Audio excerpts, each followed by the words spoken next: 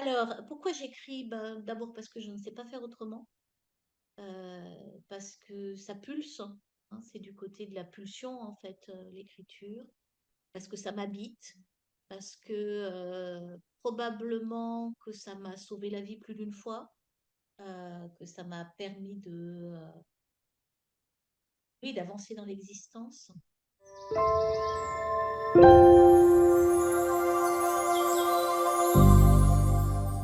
Bonjour à toutes et à tous, bienvenue pour cet nouvel épisode de Ne laissez pas vos rêves sans surveillance au format invité. Aujourd'hui, je suis très heureux d'accueillir Françoise Guérin, l'écrivaine. Bonjour Françoise. Bonjour Axel. Bon, donc je dis accueillir, mais comme on peut le voir, effectivement, on n'est pas physiquement présent, puisque tu es lyonnaise et moi je suis parisien. Je suis très heureux de t'accueillir aujourd'hui. On va discuter, bah, comme à chaque fois, pendant une heure, des thèmes, moi, à chaque fois, qui me travaillent un petit peu, les héros, les rêves, l'enfance, l'écriture, évidemment. Bon, beaucoup de choses à dire. Françoise, d'abord, est-ce que tu peux te présenter, s'il te plaît? Françoise Guérin, comme tu l'as dit, je suis lyonnaise et j'écris depuis 2002, je crois. Enfin, j'ai recommencé à écrire depuis 2002. Voilà, D'accord. et j'ai deux métiers en parallèle. Donc, un métier qui concerne l'écriture de romans, enfin, de textes, voilà. Et l'autre qui concerne un cabinet de psychologue dans lequel je suis là d'ailleurs pendant qu'on se parle. Voilà, et ce sont deux activités très prenantes et très complémentaires pour moi. D'accord. D'accord, très bien. Tu as toujours écrit? Oui, j'ai toujours écrit. J'écris depuis que je suis toute petite et j'ai coutume de dire, quand je rencontre des lecteurs qui me posent la question, que j'ai commencé à écrire avant de savoir lire. C'est-à-dire D'accord. que j'écrivais dans ma tête, il y avait déjà des histoires dans ma tête qui se déroulaient un peu avec le rythme de l'écriture que tu connais bien toi-même. Voilà, avec le phrasé, avec la manière oui, d'écrire. Ça, avant le CP. J'ai vraiment Ah souvenir de ouais. ça. Tu as des souvenirs, d'accord, de t'être raconté des histoires avant Oui, même de savoir lire? d'avoir commencé à me raconter des histoires oui, à raconter des histoires. Alors, c'est d'autant plus curieux que dans mon souvenir, on ne me lisait pas vraiment d'histoires. Dans ma famille, c'était pas tellement la pratique de lire des histoires aux enfants. Et j'avais peu de livres quand j'étais petite. Il y en avait un qui était très important pour moi, mais je n'ai pas le souvenir qu'on me l'ait lu. C'est-à-dire que, D'accord. tu sais, il y a des enfants, tu leur lis les histoires une fois, deux fois, trois fois, ils veulent toujours la même. Et puis, ils la connaissent par cœur, ils peuvent se la réciter au fond. Et Ouais. moi, j'ai plutôt face à un livre muet. C'est-à-dire, il n'était pas muet du tout au sens où les images étaient très parlantes, mais où bah, il y avait pas, j'ai pas le souvenir en tout cas, hein, je peux me tromper, mais je n'ai pas le souvenir qu'un adulte m'ait prise par la main pour me dire, attends, tiens, je vais te lire cette histoire. Donc c'est D'accord. un livre qui est resté très mystérieux jusqu'au moment où j'ai su lire, non, juste au moment où j'ai réalisé que je savais lire. Parce que ça s'est D'accord. plutôt situé comme ça. C'est-à-dire que quand je suis arrivée au CP avec une grande hâte d'apprendre à lire, je me suis retrouvée devant Daniel et Valérie. Valérie joue avec Daniel, Daniel joue avec Valérie, etc. Et en deux séances de lecture, en fait, j'ai compris comment ça marchait la lecture. Et je suis rentrée et je me suis mise à lire les livres. Voilà, et en réalité, j'ai compris depuis que probablement je savais déjà lire, mais je n'en avais pas d'idée. J'avais D'accord. appris à lire à la maternelle, probablement, mais je m'attendais à ce que ce soit autre chose, lire. J'avais l'impression que lire, tu sais, les enfants, quand ils arrivent au CP, on leur dit, ah là là, tu vas voir, c'est sérieux, le CP, tu vas apprendre à lire, il va falloir être très attentif. Donc, on en fait toute une Ouais. montagne. Et en fait, eh ben, je savais déjà lire et je ne le savais pas. Et dans le milieu ouvrier où j'étais, c'est pas des choses qu'on pouvait s'autoriser vraiment, en fait. Voilà. Et donc, toujours avec cette histoire, ce livre qui m'impressionnait beaucoup, dont j'aurais rêvé de connaître le contenu, je rentre chez moi et je me précipite pour lire ce livre, et ce livre avait disparu. D'accord. Voilà, quelqu'un l'avait jeté ou s'en était débarrassé en se disant c'est un album pour enfants, etc. Voilà, donc Ça, c'est l'histoire que je raconte. C'est peut-être l'histoire que je me raconte, on n'en sait rien, hein, avec les Ouais, souvenirs. d'accord. Donc du coup, teasing incroyable. Tu te rappelles du nom de ce livre? Tu l'as retrouvé? Tu l'as pas Pas du recherché? tout, Ah, pas c'est du fou tout. ça. Je ne me rappelle pas du nom de ce livre, je me rappelle d'une image de ce livre, parce que j'ai cherché quand même, hein, Ah ouais, depuis que je j'imagine. suis adulte. Je me rappelle d'une image de ce livre avec un homme, donc je ne sais pas s'il est une bonne ou une mauvaise personne dans le livre, hein, mais un Mhm. homme qui est debout et face à lui, il y a un loup qui est dressé, très menaçant, très inquiétant. Voilà, D'accord. ça c'est une image dans le livre, mais je ne sais pas le titre de ce livre, je ne sais pas la collection, je ne sais rien de plus, si ce n'est que voilà, je tournais les pages de ce livre pour essayer d'en deviner quelque chose, pour essayer de comprendre cette image si effrayante. C'est effrayant une image d'un loup dressé quand on est un jeune enfant. Ben D'accord. voilà, donc je ne sais pas si quelqu'un a lu ce livre et me le rapporte, Écoute, je serais ravie. on va lancer toute l'immense communauté de ma chaîne YouTube sur la piste s'il y a des gens qui veulent enquêter. Voilà, s'il y en a qui connaissent ce livre, si vous voulez faire un cadeau à Françoise, mettez-le dans les commentaires. Je pense que tu seras heureuse de retrouver ce bouquin C'est un quelques livre quand années. même qui date des années 60-70, hein. C'est pas non plus quelque chose qui est sorti hier. Donc, D'accord. Ouais, donc peut-être une brocante ou un vide-grenier, un truc comme ça. Ok, très bien. Tu as toujours, donc tu as écrit très tôt, tu as toujours voulu écrire, voulu raconter des histoires et en faire entre guillemets un métier ou pas nécessairement? dans un premier temps, j'ai écrit, je pense que j'ai écrit donc dans ma tête. Ensuite, j'ai commencé à écrire sur des petits carnets, mais je ne sais pas si j'avais l'idée qu'il existait un métier d'écrivain. C'est-à-dire que D'accord, j'avais des livres, j'empruntais surtout des livres à la bibliothèque de mon école, dans le placard au fond de la classe, là, des livres qui étaient recouverts avec un papier bleu. Ensuite, j'ai arpenté, hanté les bibliothèques municipales des endroits où je suis allée vivre. Mais je ne sais pas si c'est pas très tôt que c'est venu, c'est un peu plus tardivement, peut-être vers la fin de la primaire où j'ai commencé à me passionner pour certains livres et où j'ai pu dire plus tard je serai écrivain. Euh, d'accord, mais je crois que je le disais comme beaucoup d'enfants disent je serai astronaute, je serai président de la République, c'est-à-dire avec l'idée que, oui, enfin voilà, il faut bien avoir un rêve à poser au bout, mais pour y aller, c'est pas sûr que c'est le chemin déjà tracé. d'accord. Donc voilà, j'avais quand même cette envie. euh, à partir du collège, j'ai fait l'expérience tout à fait étonnante et tout à fait stimulante de voir mes professeurs de français lire mes rédactions en classe. Des Ah rédactions ouais, ou comment on appelle ça, j'avais un professeur de français que j'aimais beaucoup qui nous faisait faire des exercices de style, ouais, des la exercices rédaction. d'écriture, voilà. Et, euh, et c'était très fort pour moi, très porteur, parce que pratiquement systématiquement, il lisait ce que j'avais écrit à la classe.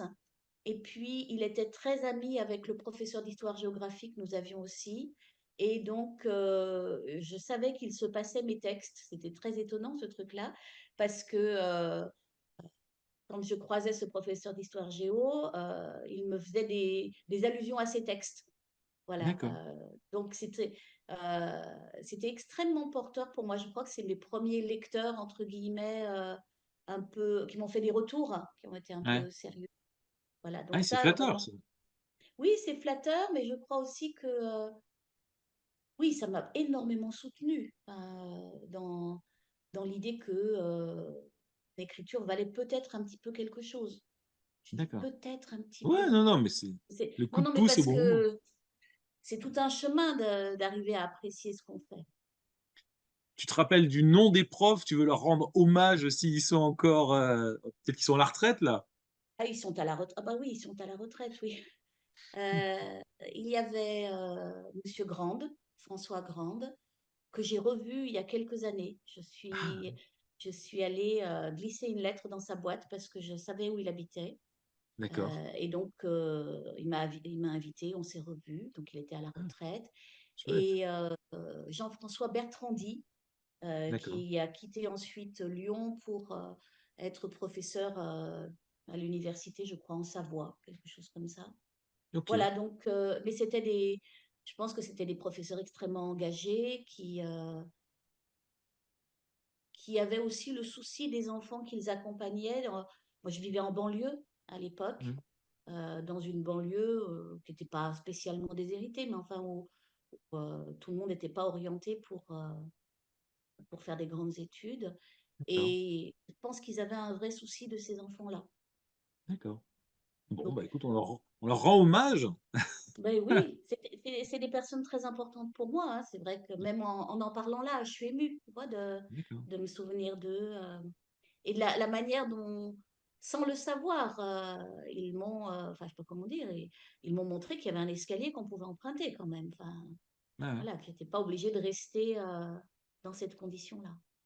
Et en plus, moi, ce que je trouve incroyable, c'est que c'est simplement en faisant leur métier, tu vois, ils se sont pas, en faisant bien ton job, tu peux avoir une influence positive sur la vie des enfants. Bon, bah Oui, super.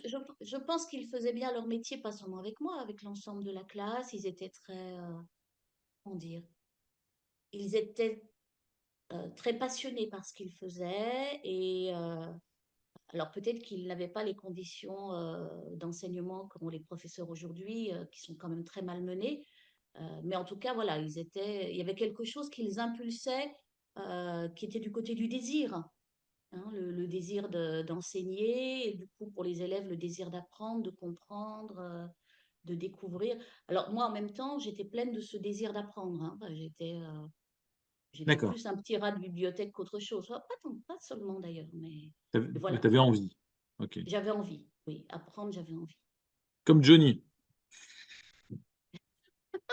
Oui, alors, j'aurais pas du tout pensé à cette référence-là, mais oui, oui, oui, si tu veux. Comme Johnny. Bon, ça marche. On continue un peu dans le temps. Donc, tu arrives collège-lycée. Tu as dit que tu étais aujourd'hui psychologue. Comment tu en es arrivé à t'orienter vers cette voie? Est-ce que tu t'es dit, je peux faire écrivaine à temps plein ou il faut que j'ai un vrai métier à côté? Enfin, comment tu t'es orienté, entre guillemets, dans l'existence? Alors, je me suis très mal orientée en réalité, parce que j'étais forte en français, en langue. J'étais pas mauvaise en lettres classiques. Et donc, je me suis orientée au niveau du lycée en lettres classiques. À l'époque, ça existait, français, anglais, latin, grec, etc. D'accord, Et j'ai commencé à beaucoup m'ennuyer. Euh, En français, en anglais, non, mais en latin et en grec.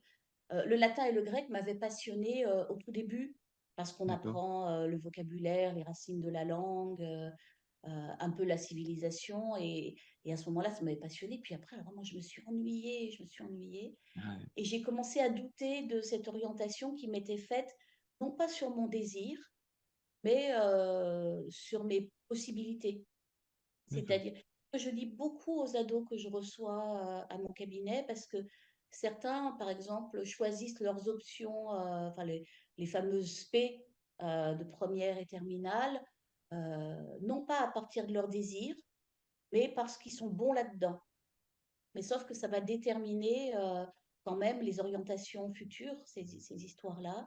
Et c'est pas parce qu'on est bon en français et qu'on a des bonnes notes en français que c'est là qu'on a envie de s'orienter en réalité. Mais voilà, moi, à l'époque, j'avais pas l'idée que je pourrais m'orienter à partir de mon désir. d'accord. Ah ouais, J'avais déjà un désir de devenir psychologue, plus particulièrement à partir de la terminale, où en terminale, on faisait de la philo, bien entendu. Moi, j'en faisais beaucoup parce que j'étais en lettres. Et on a beaucoup parlé de l'inconscient et de la psychanalyse. On a lu des textes de Freud. Et à partir de là, c'est devenu une évidence pour moi que c'était là-dedans que je voulais orienter. Mais ça n'a pas été envisageable sur le plan familial que je m'oriente vers ce genre de métier. d'accord. Et comme j'étais bonne en français, l'idée c'était qu'il fallait que je sois prof de français. Enfin, il y avait une espèce de truc comme ça, Ok. euh, être prof de français. Et on en rit encore aujourd'hui, enfin j'en ris amèrement, mais avec mon mari, parce que de temps en temps, il me dit, oh, quand je râle de mon métier de psychologue, qui est un métier prenant, il me dit, oh, quand je pense que tu aurais pu être prof de français, alors qu'en fait, c'était pas du tout C'était pas du tout ouais, mon désir, c'était le désir de l'autre. Et moi, j'ai suivi ce désir de l'autre. Les ouais, enseignants m'ont orientée là-dedans parce que j'étais bonne en français, donc j'allais devenir prof de français. Et je crois que je ne savais pas dire non à ce moment-là. Je ne savais pas ah, qu'on pouvait dire non à ça. J'en avais même pas l'idée. Et ça me fait penser à Judith Godrèche, là, ces ouais, derniers temps, là, qui disait que quand elle avait 14 ans et qu'elle était entre les griffes de Benoît Jacot, elle n'avait pas l'idée qu'on pouvait dire non. En fait, d'accord, elle n'avait pas intégré ça. Et moi, ouais, je crois que je n'avais pas intégré que je pouvais dire, moi, je préfère plutôt ça. Donc, j'ai suivi, on m'a orientée en lettres sup, en classe préparatoire, au ok, Cagne.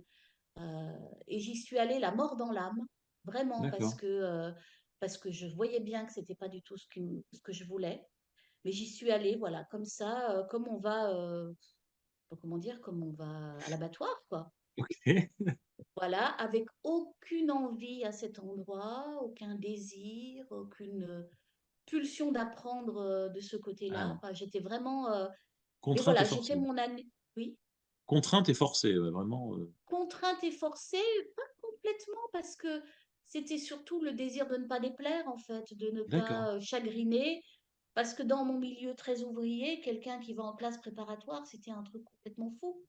d'accord, Euh, et là encore, je pense que les enseignants du lycée, on était dans un lycée où c'était beaucoup de jeunes de milieu ouvrier qui étaient là, même si c'était un lycée lyonnais, ça drainait toutes les banlieues du coin en fait. Et donc, je pense qu'ils avaient à cœur euh, de placer le plus possible d'étudiants, enfin de futurs étudiants, dans des sections comme ça. d'accord, Enfin, je pense que dans leur esprit, c'était leur faire du bien et je pense qu'en plus, ça m'a aidé pour certaines choses. d'accord, Mais à ce moment-là, je ne pouvais ni déplaire à mes profs, ni déplaire à ma famille. Et donc, bah, j'ai avancé, quoi. Je suis allée dans ok, cette classe préparatoire. Et c'est pas pour rien hein, que cette classe préparatoire apparaît dans mon dernier livre. C'est parce que j'y ai découvert des choses, j'y ai découvert un monde que je ne côtoyais pas. Hein, c'est-à-dire, j'ai découvert un monde extrêmement bourgeois, extrêmement huppé. Je me suis sentie profondément décalée, ah ouais, décalée socialement, culturellement, mais aussi décalée du côté du désir, parce que eux avaient un désir de concours, de réussite, d'être l'élite de la nation. Et moi, alors, pas du tout. C'est pas du tout là que je ah ouais, voulais aller. d'accord. Ok, bon, intéressant, ouais. Moi, je crois beaucoup à la phrase de Jacques Brel, tu sais, le talent, c'est l'envie. Effectivement, Mm. même si, si tu n'as pas forcément de qualité ou d'appétence, enfin de don, de talent pour quelque chose en particulier, le fait d'avoir envie, d'être prêt à endurer les difficultés de l'apprentissage, c'est vraiment une clé. Ok. Ok, Et je donc me suis quand même jetée dans cette formation. Hein. Enfin, je m'y suis astreinte, mais je n'y ai éprouvé aucun plaisir. ok, Euh, et ensuite, j'en ai conçu. Euh, ensuite, quand on m'a demandé ce que j'avais fait et que je parlais de classe préparatoire, j'avais une espèce de phrase toute faite pour ne pas trop examiner la question de près. Et je disais, je me suis ennuyée comme un rat mort. Voilà, d'accord. c'était vraiment cette image-là. C'est-à-dire que ça a été l'extinction du désir à ce moment-là, y compris du désir de faire des études, parce que je me suis sentie vraiment pas bien dans ce lieu, enfin pas bien au sens de pas reconnue, pas soutenue comme je l'avais été jusque-là par les enseignants. Et D'accord. puis, et puis parce que c'est aussi l'endroit où j'ai arrêté d'écrire. Ah ouais, C'est-à-dire que toute l'adolescence, j'ai écrit en parallèle de tout ce que je faisais. J'étais très engagée dans plein de choses. Et quand je suis arrivée en classe préparatoire, j'ai entendu, compris, intégré que mon écriture ne valait rien, ah que ouais. c'était pas assez cultivé, que c'était pas assez ceci ou trop cela ou trop populaire ou je ne sais trop quoi. Enfin, j'ai entendu que je n'avais pas de style. Tu vois, c'est des choses comme ça Ah ouais. qui ont pu être dites. Et en même temps, on m'a désigné que un bon écrivain, c'était un écrivain extrêmement reconnu. Donc, euh, on nous désignait quels étaient les bons écrivains. Il y avait quelque chose comme ça d'une culture imposée. Et moi, ces bons écrivains qu'on me désignait à ce moment-là, peut-être par esprit de rébellion, je les trouvais absolument mortels. D'accord. Voilà, donc à un moment donné, enfin, vraiment, la classe préparatoire a asséché mon écriture. Ça D'accord. m'a rempli même d'une espèce de honte d'avoir osé désirer écrire. Enfin, il y avait quelque chose comme ça Ah ouais. qui a duré D'accord. assez longtemps derrière. D'accord. Et donc, du coup, après, tu as pas du tout poursuivi en lettres dans la filière pour devenir prof de français. Non, alors j'ai poursuivi quand même en lettres quand j'ai bifurqué de ce lieu. J'ai poursuivi en lettres pendant 2 ans, le temps enfin voilà, le temps de terminer la licence pour pouvoir m'orienter vers autre chose, D'accord. pas être dans un échec. D'autant qu'à l'époque, j'étais boursière. Donc, si tu te réorientais en cours de cycle, Ah oui. tu perdais ta bourse, hein, Il ce fallait qui rembourser, non? Ouais, c'est ça. alors, fallait pas la rembourser, mais tu la perdais, donc tu avais plus de revenus, en fait. Ah oui. C'est-à-dire que Ok. quand tu es enfant, d'ouvrier et que tu vis grâce à une bourse, tu pas droit à l'échec. Hein. Les autres étudiants, s'ils s'aperçoivent à la fin de leur première année d'anglais que c'est pas leur truc, ils peuvent aller voir autre chose, ils continueront d'être nourris. Ouais. Mais le système dit que si tu t'es pas orienté au bon endroit et que t'as pas, enfin qu'à la fin de ta première année, tu te rends compte que c'est pas biologie que tu veux faire, mais Ouais. autre chose, bah, c'est fichu en fait. C'est-à-dire, tu perds les moyens de ta subsistance, ce qui est quand même particulier quand on y réfléchit. Ouais, bien sûr. Pas droit à l'erreur. Voilà, et puis ensuite, alors c'est un parcours particulier parce qu'ensuite j'ai travaillé dans une association dans laquelle j'étais très investie. Et puis, à l'issue de mon mandat associatif, j'ai décidé de devenir infirmière en psychiatrie. Ce n'est pas un parcours linéaire, hein. Ah, J'ai décidé effectivement, de c'est devenir infirmière en étonnant. psychiatrie, j'ai passé le concours, je l'ai réussi, j'ai fait cette formation qui m'a passionnée. Alors, autant les lettres classiques m'avaient assommée d'ennui, euh, curieusement, hein, pour quelqu'un qui Ouais. aime lire et écrire. Autant là, cette formation de psychiatrie m'a vraiment passionnée et du coup, elle imprègne encore mes livres aujourd'hui. J'ai travaillé un certain nombre d'années comme infirmière et puis à un moment donné, j'ai repris des études pour devenir psychologue. Voilà Aux le alentours, parcours. aux alentours de quel âge tu es devenu psy?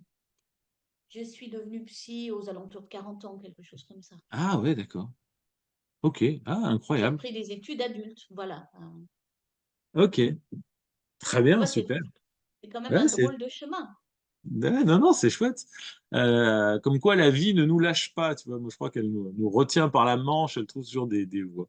D'accord. Et du coup, en parallèle, l'écriture. Donc, on a compris, en prépa, tu laisses tomber l'écriture, tu vis pas bien les retours désagréables qu'on te fait.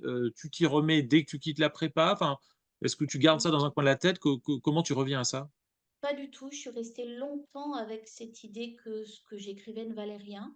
Vraiment, pas que ça.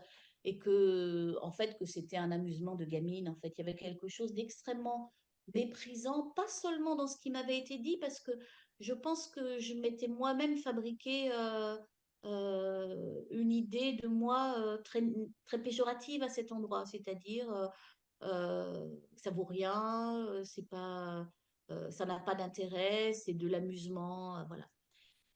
Et en fait, j'ai recommencé à écrire très tardivement. Mes enfants étaient déjà à l'école et j'étais présidente des parents d'élèves depuis quelques années. J'ai dû être présidente des parents d'élèves pendant un septennat, tu vois. Et j'y prenais beaucoup de plaisir hein, dans la vie militante. Et on s'est mis à faire un petit journal au niveau du groupe scolaire, donc vraiment un petit truc, quoi. Un petit journal. Et j'ai été chargée d'écrire les éditos. Et Ok. alors, c'est très étonnant parce que cette histoire d'édito, ça m'a vraiment fait un bien fou Ouais. d'être chargée d'écrire un texte qui allait être lu par 300 parents d'élèves, peut-être plus, je ne sais plus combien il y avait de familles dans cette école. Et ces éditos-là, ça a refait l'effet qu'avaient dû faire mes deux professeurs de collège, Ah ouais. c'est-à-dire qu'on distribuait les éditos devant l'école, enfin les éditos, les journaux des parents d'élèves devant l'école, et les gens lisaient l'édito et ils m'en parlaient. Et je croisais des enseignants qui me disaient, ah, bah, votre édito, hein, enfin voilà. Et donc, il y a quelque chose là qui a, d'une part, animé le désir d'écrire, et d'autre part, fait consister ce regard bienveillant de mes enseignants de collège, au fond, Ah ouais. qui faisaient circuler euh, mes rédactions en salle des profs. Donc, il y avait quelque chose là qui est revenu me toucher, je pense, au même endroit, à Un l'endroit peu, de... Hmm. pardon, un peu autour de la confiance en soi, finalement. Peut-être avec ça un petit boost pour. Oui, je pense qu'il y a quelque chose qui s'est joué là, et qui m'a vraiment boostée, qui m'a... donc j'attendais avec impatience le prochain numéro pour faire un nouvel édito, euh, et on en parlait, voilà, de ces Super. éditos. Et dans la même période, là, on doit être, dans ce que je raconte, on doit être dans les années 2002, 2000, 2002, Ok. avec ses éditos. Et dans la même période, une amie vient me voir avec euh, le règlement d'un concours de nouvelles qui se faisait dans sa ville, dans un cinéma de sa ville. Donc, elle me tend le règlement, elle me dit, t'es pas cap, t'es pas chiche de. Et alors ça, vraiment, elle me connaît bien, puisque évidemment, quand on me dit t'es pas cap de, ah ouais, tu crois, bah... Et donc, quand elle est repartie, j'ai épluché ce règlement de concours de nouvelles et j'ai écrit ma première nouvelle, que j'ai écrite presque d'une traite le soir même, que j'ai tapée et que j'ai imprimée le soir même, et le lendemain, elle a été postée. C'est-à-dire que D'accord. je pense que j'y ai été dans une espèce de hâte, probablement parce que si j'avais pris le temps de réfléchir à est-ce que je le fais, est-ce que je le fais pas, je l'aurais peut-être pas fait. Mais D'accord. là, voilà, j'ai relevé le défi, j'ai envoyé cette nouvelle sur le cinéma. C'était une nouvelle fantastique. Je ne connaissais absolument rien au fantastique, mais le thème, c'était cinéma et fantastique. Donc, j'ai D'accord. écrit une nouvelle sur un cinéma dans lequel, à minuit, les spectateurs disparaissaient. Ok. Quand on rouvrait la salle était vide. Voilà. Et j'ai remporté ce concours de nouvelles, ce premier concours, j'ai remporté. On- Et on- Pardon de te couper, on est en quelle année là? on est en 2000, je pense qu'on est en 2002-2003. Voilà, je remporte ce premier concours de nouvelles. Parce que j'allais Euh, dire, pardon, c'est là où on a commencé à pas à se se connaître. connaître, mais moi j'ai commencé les concours de nouvelles à peu près à cette époque aussi, et je voyais beaucoup le nom de Françoise Guérin dans les palmarès. Donc vas-y, pardon. Ah oui, parce que ça m'a ouvert un horizon. J'ignorais l'existence de ces concours de nouvelles. Internet commençait à s'installer, et donc je suis allée voir un peu ce que c'était que ces concours de nouvelles, et j'ai découvert qu'il y en avait plein. Et Ouais, donc, j'en ai fait plein parce que ça m'a... soudain, j'avais de nouveau euh, enfin, un lectorat, au fond, comme quand ouais. j'étais collégienne. Et donc, je me suis mise à écrire des nouvelles comme ça au kilomètre. J'en ai écrit beaucoup. Et j'ai participé à plein de concours de nouvelles et j'en ai remporté plein. Donc, et tu sais, dans les concours de nouvelles, on remporte aussi bien les félicitations du jury, une médaille dont on ne sait pas bien quoi faire, mais aussi la bise du maire, qui n'est pas toujours ce Ouais. qu'on cherche, un paquet de nougats. Mais moi, j'ai gagné aussi des encyclopédies, un voyage. Tu vois, Ah non, c'est vrai. vraiment, voilà, je suis allée aux Caraïbes avec un concours de nouvelles. Donc, Non, c'est vrai. Incroyable. oui, Ok. donc voilà, ça a été un moment extrêmement soutenant aussi parce que je suis re-rentrée dans l'écriture comme ça. Et c'est le moment où j'ai fondé le site Mot Compte Double. Au moment en 2000. Alors oui, c'est au moment où j'ai publié ce premier recueil de nouvelles, Mot Compte Double, chez Quadrature en Et, Belgique. et je veux pas avoir l'air de me la raconter, mais regarde ça. Oh, mais il est super dédicacé. Bah, bien, tu sais pas par qui? Par Par toi? moi? Mais oui, incroyable. Ah oui, donc j'étais déjà branchée psychanalyse, hein. 2009 à Lamballe, figure-toi. Ah oui, c'est vrai, Lamballe. Eh, Ben voilà, ça ne Lamballe, rajeunit j'y pas. suis allée d'abord par un concours de nouvelles. Ouais, c'est ça. Alors, moi, juste une chose, sur les concours de nouvelles, pareil, bah, tu le sais, moi, j'ai commencé aussi comme ça à me faire un peu la plume. Et moi, ce qui m'a le plus marqué, certes, les trois quarts des prix sont pas forcément intéressants, mais moi, il y a des trucs qui m'ont marqué, des recueils, par exemple, à Lamballe, qui ont été publiés avec des auteurs reconnus, où j'ai souvenir d'un concours à Dijon, où ils lisaient les nouvelles lauréates, sur scène par des comédiens. Oh, et moi je me revois, je sais pas, je dois avoir 27-28 ans à l'époque, quand on lit ta nouvelle, sur scène avec des comédiens, les gens qui écoutent, c'est là où tu dis: «OK, c'est ça que je veux faire. C'est ça que je veux faire». Et mais c'est exactement ça, c'est pas les prix qui étaient importants. Ce qui était important, c'est d'une part d'être publié, Ouais, ça fait dans quelque chose. des petits recueils. Et moi, je me souviens de l'émotion incroyable que j'ai eue quand, après une de mes premières publications d'une nouvelle qui me tenait beaucoup à cœur, qui s'appelait Les poules de Pépé, qui a été publiée à Cuisery dans un petit recueil de 4 nouvelles, quand on m'a annoncé que le département avait acheté un certain nombre de ces recueils pour les mettre dans les bibliothèques municipales. Ah Et chouette. d'un seul coup, j'ai réalisé que un de mes textes, euh, moi, la débutante en fait, allait être à la bibliothèque municipale. Et moi qui avais tellement été une fouineuse de bibliothèque, bah, voilà, pour moi, c'était la consécration à ce Ah moment-là. oui. Mon texte, alors que peut-être que personne ne l'a jamais lu, ce texte, mais quand même, il était à la bibliothèque municipale. Donc, il y avait quelque chose, voilà. Et puis, effectivement, avoir ces textes lus sur scène, avoir ces textes discutés dans des débats, etc. Moi, le premier texte vraiment lu, moi, ça a été Les Nattes, Ah, je me euh, rappelle. le Tu sais que je m'en texte des Nattes. rappelle, les notes. Tu avais gagné plusieurs prix avec celui-là, 4 ou J'avais 5. gagné 5 prix avec Ah oui, celui-là. c'est ça. Ouais, je me rappelle. Il faut que j'en reparle des nattes, mais je gagne un prix euh, à Noir-sur-la-Ville, Ouais. Alsace, et on se rend en Alsace pour la remise de ce prix, et ça avait lieu dans un café, et il y avait une comédienne qui a lu le texte, avait énormément d'émotion dans ce café, donc le café était bondé, cette comédienne lit le texte en public, euh, et il y a une émotion vraiment perceptible parce que c'est quand même un texte sur la Seconde Guerre mondiale où on voit qu'une jeune fille a été capable de trahir sa meilleure amie et de la livrer à la Gestapo. Et donc voilà, l'émotion est vraiment perceptible. Moi, je suis complètement sciée par ce que je suis en train de vivre, d'entendre cette comédienne lire mon texte. Et au lieu d'être un bon souvenir, c'est un souvenir très mitigé parce qu'une fois qu'elle a terminé sa lecture, il y a une dame qui est venue me voir, je signais les livres, enfin les petits recueils de nouvelles. Mmh. Il y a une dame qui est venue me voir et qui m'a dit, Madame, c'est inadmissible ce que vous avez fait de trahir votre amie comme ça. C'est-à-dire que cette dame, elle a entendu cette nouvelle qui était à la première personne et elle a vraiment imaginé que moi, qui devais avoir 40 ans à l'époque, euh, j'avais pu tuer ma meilleure amie pendant la Seconde Guerre mondiale. Voilà, c'est-à-dire Mmh.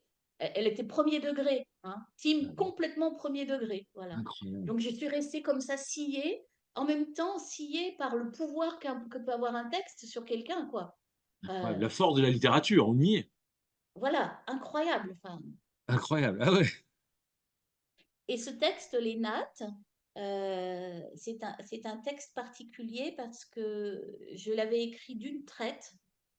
C'est un texte qui m'a beaucoup suivi, avec lequel j'ai vécu beaucoup d'aventures. Mais j'écris ce texte d'une traite et je n'ai pas de chute.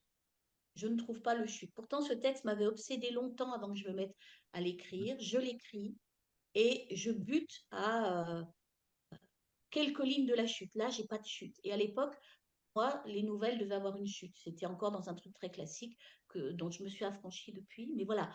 Et donc, je suis là très embêtée. Je laisse mon texte en plan et je vis pendant 2, 3 jours comme ça, avec ce texte à l'intérieur de moi, sans sa chute, à me dire, mais bon sang, je vais l'abandonner, ce texte. Et je suis même dans un mouvement à ce moment-là de me dire, bon, allez, j'ai fait beaucoup de concours de nouvelles, j'en ai remporté beaucoup et je suis un peu usée de ça, j'ai moins d'envie avec ça, Ouais. je vais laisser tomber l'écriture. Je suis vraiment dans ce Ah ouais. mouvement intérieur de je vais laisser tomber l'écriture. Et presque cette nouvelle, c'est mon chant du cygne, quoi. Et on voit même que le cygne n'arrive pas à chanter Ouais. jusqu'au bout, quoi. Et puis d'un seul coup, pendant un repas de famille, d'un seul coup, la chute me vient, mais brutalement. Je quitte tout, je fonce dans mon bureau, j'écris cette chute, et j'ai une espèce de mouvement presque de sabordage, c'est-à-dire, oui, un chant du cygne, je ne sais pas comment le dire, mais j'envoie ce texte, les nattes, à 5 concours de nouvelles le même jour. Ouais. Je fais 5 enveloppes, j'envoie mon texte à 5 concours de nouvelles et le texte a remporté les 5 concours de nouvelles. Et ça m'a fait dire, ah, peut-être qu'il ne faut pas que je m'arrête alors, en fait. Ouais, c'est un bon boost. Ouais. Voilà, ça te met quand même quelque chose, quoi. Et j'étais même très embêtée parce que, en fait, euh, j'étais pas censée participer à 5 concours de nouvelles avec le même texte au même moment, en fait. Ah ouais, c'était Euh, interdit. Ouais. il a fallu que je négocie, que je m'explique, etc. Mais aucun des concours ne renonçait aux nattes, donc. Et alors, ce texte, depuis, il a été publié donc dans le recueil que tu as, là, dans Mon compte double. Il y a une version plus courte qui a été Grand. voilà, dans Mon compte double. Il y a une version plus courte qui s'est retrouvée à la radio, dans les petits polars sur Radio France, sur France Bleu. Et puis, il a eu un prix de la nouvelle jeunesse très tardivement à Lozerte, Ah festival ouais. Place aux Nouvelles de Lozerte. Voilà, donc tu D'accord. vois, c'est vraiment le texte que je devais abandonner, finalement, m'a beaucoup boosté. D'accord. Et du coup, c'est à peu près vers cette période que tu passes à l'édition, voilà, en gros, les concours de nouvelles. Est-ce que tu l'as vécu? Moi, je me rappelle vraiment l'avoir vécu, comme un, pas comment dire? J'avais l'impression de passer, tu vois, du collège au lycée. Dès l'instant où j'ai été publié, je me suis dit: «Bon allez, j'arrête les concours de nouvelles, j'ai adoré ça, j'en ai fait beaucoup, mais maintenant il faut grandir». Dès l'instant où j'ai été publié, j'ai arrêté de faire des concours. Alors, moi aussi, ça s'est arrêté exactement à ce moment-là. Moment où donc j'ai publié ce premier recueil, effectivement, je me suis dit que j'avais atteint un but que je ne savais pas être mon but, mais que OK. arrivé là, il fallait que je laisse les concours de nouvelles à ceux qui avaient besoin de l'escalier pour monter, quoi. Donc j'ai arrêté tout de suite, j'en ai plus refait. Là, comme par exemple, quand Lénat a reçu le prix, c'était plus du tout un concours de nouvelles, c'était un texte qui était déjà publié et qui a reçu un prix comme ça. Enfin voilà, mais je ne l'ai plus refait et ça ne m'a pas manqué. Je pensais que ça allait me D'accord. manquer, mais au fond, je me suis mise à écrire pour faire des recueils. Ouais. Donc, OK. Mon compte double, et puis ensuite, il y a eu Un dimanche au bord de l'autre, et puis ça ne s'est plus arrêté en fait. Ensuite, je OK. crois que j'en suis à, je sais plus si c'est 5 ou 6 recueils, 5 recueils, je crois. OK. Tu continues toujours à faire des nouvelles? Ça c'est resté quelque chose, un Oui, format que tu apprécies? je continue d'en écrire entre deux romans en Ouais. général. Euh, j'ai donc publié Un dimanche au bord, non, Un dimanche au bord de l'autre, Les défilés du désir. Les Ouais. défilés du désir que j'ai publié il y a 2 ans chez Zoner, qui sont que des nouvelles qui mettent en scène des enfants. Voilà. D'accord. Mais je dirais que c'est plus du tout les mêmes nouvelles que ce que j'écrivais auparavant. Là maintenant, d'ailleurs, ce sont toutes des nouvelles à la deuxième personne du singulier. D'accord. Ah ouais. OK. Ouais, c'est drôle ça. Tu vois, moi, je suis un peu dans le même, comme quoi il y a des similitudes. Moi, pareil, j'écris entre guillemets des gros livres, des essais, des récits et entre, pour me détendre un peu, je fais des nouvelles, je fais des recueils. Mais pareil, je fais plus de concours. Je suis d'accord avec toi. Je trouve que c'est un peu pour apprendre. Moi, ça m'a beaucoup appris sur Oui, l'écriture, le fait d'avoir du retour. Et effectivement, au bout d'un moment, je me dis: «Bon allez, une fois que tu es édité, faut passer à autre chose» et puis tu as raison, faut laisser un peu la place à ceux qui ont envie de se faire la main, quoi. oui, c'est comme de faire des gammes, en fond. Moi, j'ai appris Complètement. le métier d'écrivain en faisant des concours de nouvelles avec des retours qu'il n'y avait pas forcément tout le temps, mais c'est aussi l'endroit, les concours de nouvelles, où j'ai rencontré beaucoup d'auteurs qui, comme moi, essayaient de percer, de construire quelque chose, et avec qui je suis encore très en lien, pour certains. Hem, Tu as ensuite, écrit des romans, tu peux nous en parler? Comment tu passes du coup au format, un peu plus long? Alors, je suis passée au format roman. euh, je suis passée au format roman à la suite d'une demande d'abord. D'accord, C'est-à-dire que, tu vois, le circuit, c'est je fais des concours de nouvelles. Une de mes nouvelles est remarquée et obtient un prix au Festival Quai du Polar. Je parle de d'accord, ça il y a longtemps, hein, vraiment. Ça devait être en 2005 ou 2006. Donc, elle apparaît dans un petit recueil de nouvelles policières. Et une productrice de Radio France passe au festival, récupère un exemplaire de ça. Elle lit une de mes nouvelles qui a été publiée depuis et qui s'appelait Constat amiable. Elle lit Constat amiable et elle obtient mon numéro de téléphone auprès des gens du festival et elle m'appelle pour me demander si je peux écrire des nouvelles comme ça pour la radio.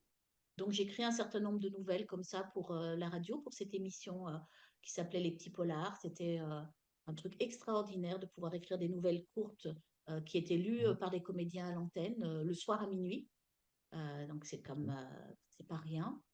Et une éditrice entend un de ces textes et obtient mon numéro de téléphone et m'appelle pour me dire j'ai entendu ces textes, est-ce que vous auriez un roman de la même eau, un roman dans le même style à me proposer.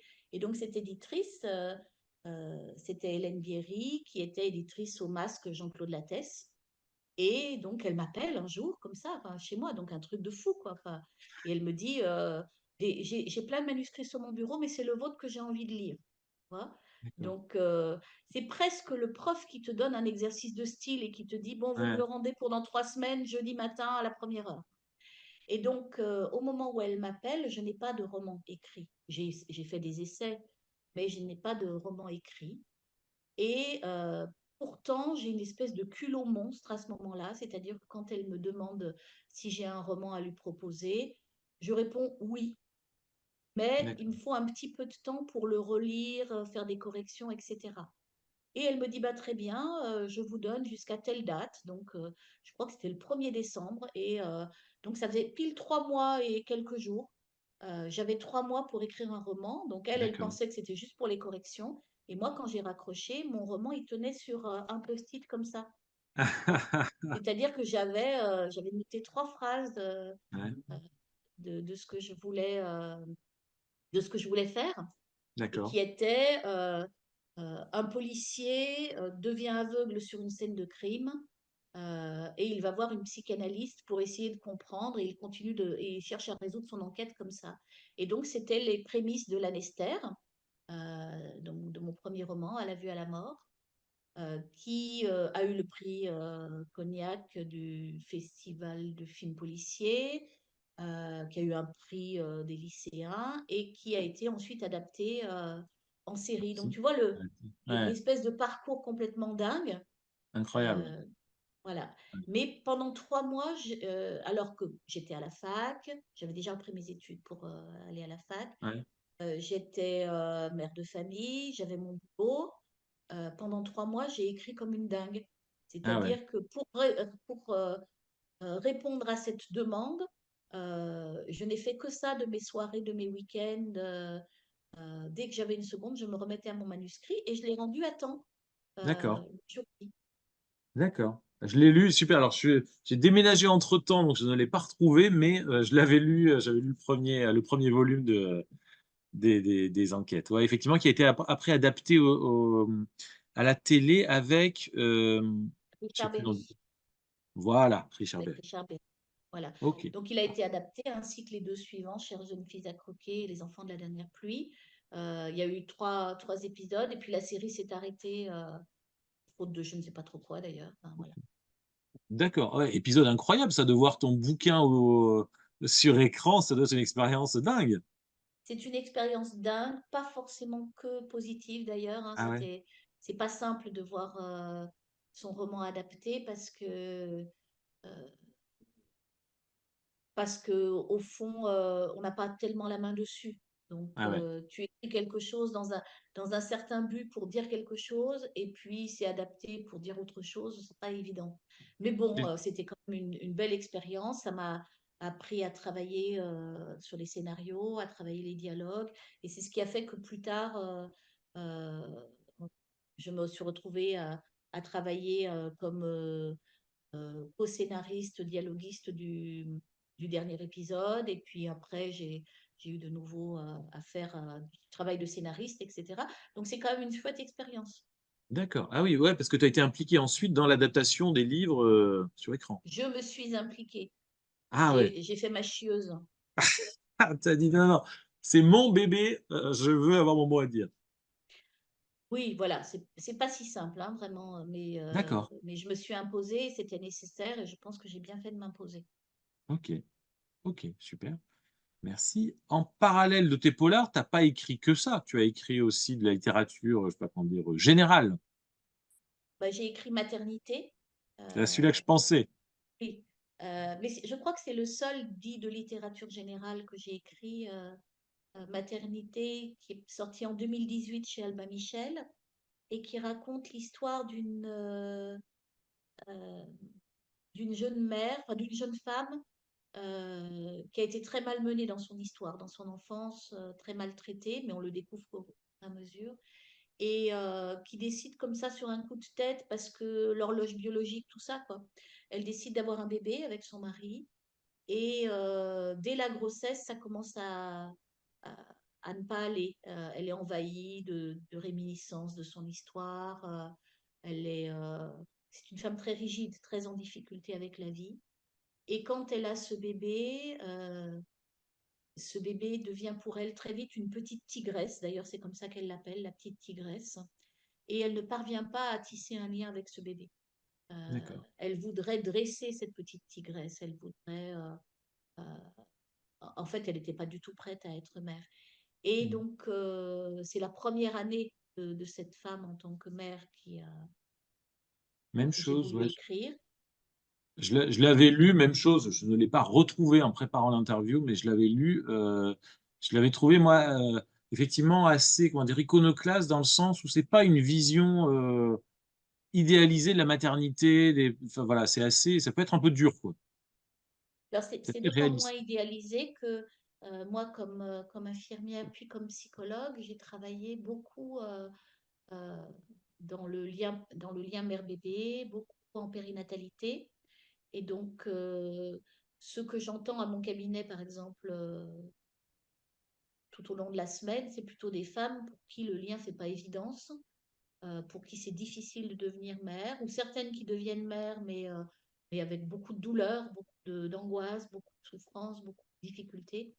Donc, j'avais plutôt envie de montrer ce côté-là de la maternité qu'on voit très peu au fond, qui est souvent gommé et qui Ouais, fait que certaines femmes arrivent à la maternité avec l'idée de quelque chose de très idéal, de très beau, très enveloppant, et qu'elles tombent des nues. Donc, il y a des femmes qui vivent ça, effectivement, hein, des bonnes maternités où elles sont bien dans leur relation à leur bébé, où elles se sentent épanouies. Mais il y en a quand même aussi beaucoup qui n'osent pas dire que c'est quelque chose qui est très difficile à vivre pour elles. d'accord. Ouais, Donc, c'est intéressant. maternité, ça parle vraiment de ça. Tu nourris beaucoup ton écriture avec ton boulot de psy? Je pense, oui. Alors, éthiquement, jamais en m'appuyant sur mes patients. Il n'y a aucun patient qui va se retrouver dans mes livres. Ça, j'y suis très attentive. Mais, par exemple, Maternité, c'est un livre qui a été nourri par des dizaines, des centaines de témoignages de mères, qui fait que quand j'ai commencé à l'écrire, c'était un peu comme si elles étaient toutes là, massées derrière moi, qui disaient, faut dire ça aussi, Madame Guérin, Ah ouais. faut raconter ça aussi, comment ça se passe quand on est à la maternité, comment ça se passe quand on n'arrive pas à allaiter, etc. Donc, il y avait, évidemment, elles n'étaient pas là, mais c'est comme si j'étais un peu porteuse de leurs témoignages, au fond. Et c'est ce qui fait d'ailleurs que ce livre a rencontré un succès auprès des mères, d'un certain nombre de mères, notamment celles qui ne se sont pas senties bien après la naissance. D'accord, Voilà, très bien. mais bien entendu, aucune mère n'a été maltraitée, aucun de mes patients n'a été maltraité pour rentrer dans le bouquin de force. D'accord. Et dernier, pardon, dernier livre que j'ai lu de toi, moi j'ai lu pas mal de toi, tu vois, j'en ai lu quatre, qui est sorti cette année, La souris qui voulait sauver l'ogre, où on va retourner effectivement en prépa. Oui, oui, je crois que ça pouvait depuis longtemps. J'avais envie de parler de cette expérience, même si je ne dis pas dans le livre, effectivement, mais j'ai trouvé que c'était un lieu tellement particulier, tu vois. Au début, ce livre devait s'appeler L'élite de la nation. Ah ouais. L'élite de la nation parce que euh, traditionnellement, alors je ne sais pas si ça se fait encore partout, Mais j'ai des témoignages notamment de jeunes filles que j'ai suivies qui m'ont raconté leur classe préparatoire aussi.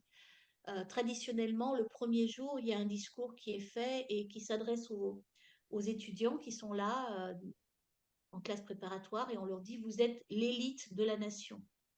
Et Ah c'est ouais. quelque chose de très solennel.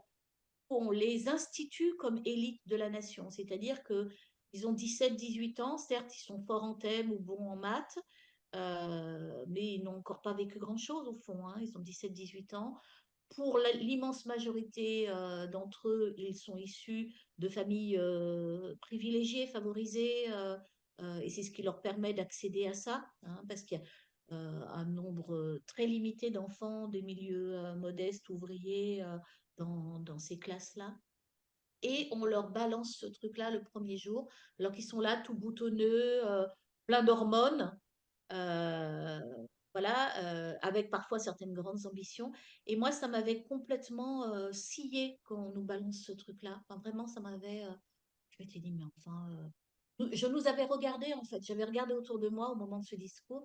Et je me souviens de m'être dit clairement, bah, elle est mal barrée, la nation, quoi. Enfin, si c'est. Ah ouais. On est l'élite de la nation, quoi. Enfin, voilà. Et donc, voilà, j'ai eu envie de travailler là-dessus. Et j'avais ce souvenir que dans cette classe préparatoire, il y avait énormément euh, de jeunes qui avaient lâché prise, qui étaient tombés malades psychiquement, Ah ouais. qui avaient abandonné ou je me souviens d'une copine qui faisait des malaises presque tous les jours dans cette classe préparatoire, des malaises probablement liés à la pression, enfin voilà, des choses comme ça. Et D'accord. donc j'avais envie de travailler là-dessus et puis j'avais envie aussi de travailler sur la question du suicide des adolescents. Voilà. La souris qui voulait sauver l'ogre, c'est l'histoire d'une fille euh, qui met fin à ses jours dans son lycée. Une fille qui a, selon la formule consacrée, tout pour réussir, tout pour être Ouais. heureuse, mais qui quand même en arrive à cette extrémité-là. Et donc j'ai eu envie voilà, d'enquêter là-dessus et de parler de ça. Ouais, moi, ce que je trouvais très intéressant dans le livre, c'est que c'est, je sais pas comment le formuler, c'est une enquête, mais finalement dont on connaît déjà l'issue. Et donc c'est à la fois, enfin, c'est passionnant et en même temps c'est un peu tragique parce que tu sais que ça va finir par le suicide et du coup on décortique tous les mécanismes un peu comme une montre pour comprendre comment on en arrive là. Et donc c'est ça, ouais, c'est une espèce de tragédie, je trouve. On est embarqué là-dedans, tu te dis, tu sais que ça va mal finir, mais tu as envie quand même de poursuivre et de comprendre. Oui, c'était vraiment quelque chose de cet ordre. D'ailleurs, il va y avoir probablement d'autres opus L'enquête? avec la cellule Cornelia. C'est vraiment l'idée qu'on fait une enquête après coup. Il y a un suicide, il y en a même eu plusieurs dans cette institution. Et donc, Maya Van Oerenbeck, qui est psychologue spécialisée en suicidologie, vient dans ce lycée pour essayer de comprendre ce qui s'est passé. Et elle va interroger les proches, les autres élèves, les enseignants, les témoins du suicide, mais aussi la famille, pour essayer de reconstituer les derniers jours de celle qui s'est condamnée à mort. Au fond, il y a quelque chose de ça. Ouais, c'est ça. Et en même temps, en travaillant dans cette optique-là, il y a un certain nombre de messages qu'on peut faire passer sur la question du suicide, sur la question de la santé mentale, sur la question de comment on fait pour ne pas entendre qu'une jeune fille va mal, par exemple, alors qu'elle est très entourée, hein, voilà. Donc, il y a plein de choses à travailler là-dessus. Et donc, je me suis formée un petit peu à cette question de la prévention du suicide pour aussi pour pouvoir, à travers l'enquête, distiller des petits messages malgré tout, même si c'est pas le but, mais qu'il y a quand Ouais, même des choses qu'on peut dire. Par exemple, que c'est très important de parler aux gens de la question du suicide, de pas en parler n'importe comment, mais d'en parler pour tendre des perches. Et moi, depuis que je me suis formée, par exemple, quand je reçois un adolescent ou un adulte qui est mal, je pose pratiquement toujours cette question-là. Est-ce que ça vous arrive d'avoir des idées suicidaires? Et la plupart du temps, ça permet aux personnes de dire Là, plus maintenant, mais j'en ai eu, ou oui, j'en ai à tel moment, et donc on travaille là-dessus, on cherche comment peut soutenir le sujet face à cette pulsion de mort qui est là. Et puis l'autre aspect très important qu'on découvre, je pense, dans le livre, c'est qu'il n'y a pas une cause Ouais. qui serait la cause du suicide, mais que c'est en général un faisceau de causes qui finalement se rejoignent, plombent la personne, le fait qu'elle ne trouve pas d'aide au moment où elle en a besoin, ou qu'elle a intériorisé qu'on n'a pas à demander d'aide aussi. C'est beaucoup ça, moi j'entends énormément ça à mon cabinet, des gens Ouais. pour qui c'est honteux de demander de l'aide. On va voir qu'ils sont faibles, peut-être même qu'on va en profiter pour les enfoncer, enfin des choses comme ça. D'accord. Bon. En tout cas, c'est à la fois effectivement une, très belle fiction, c'est un thème, effectivement assez rare, enfin en tout cas moi j'avais jamais lu de roman sur ça et puis effectivement on sent que tu as un vrai message derrière bah, ça veut dire de santé publique, mais en tout cas, ouais, il y a une vraie, importance donc ouais.